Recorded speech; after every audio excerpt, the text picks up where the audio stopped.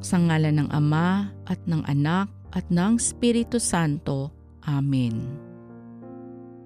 Sumasampalataya ako sa Diyos Amang makapangyarihan sa lahat na may gawa ng langit at lupa. Sumasampalataya ako kay Hesukristo, iisang anak ng Diyos, Panginoon nating lahat. Nagkatawang tao siya, lalang ng Espiritu Santo. Ipinanganak ni Santa Mariang Birhen, pinagpakasakit ni Poncio Pilato, pinako sa krus, namatay, inilibing. Nanaog sa kinaroroonan ng mga yumao. Nang may 3 araw, nabuhay na maguli.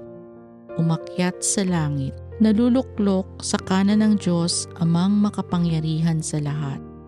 Doon, magmumulang paririto at huhukom sa nangabubuhay at nangangamatay na tao.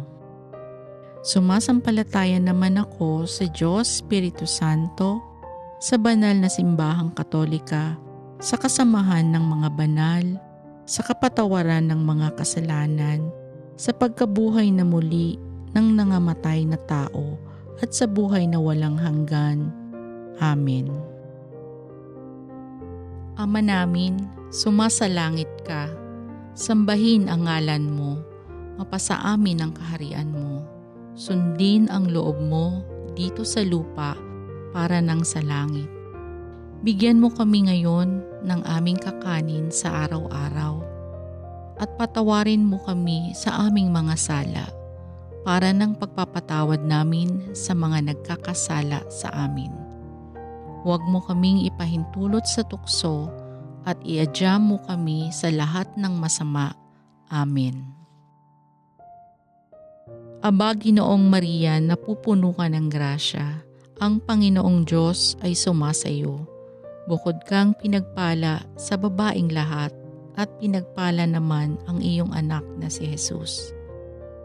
Santa Maria, Ina ng Diyos, ipanalangin mo kaming makasalanan, ngayon at kung kami mamamatay. Amen.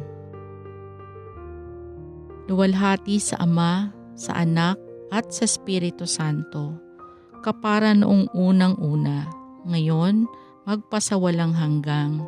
Amen. Sa ngalan ng Ama, at ng Anak, at ng Espiritu Santo. Amen.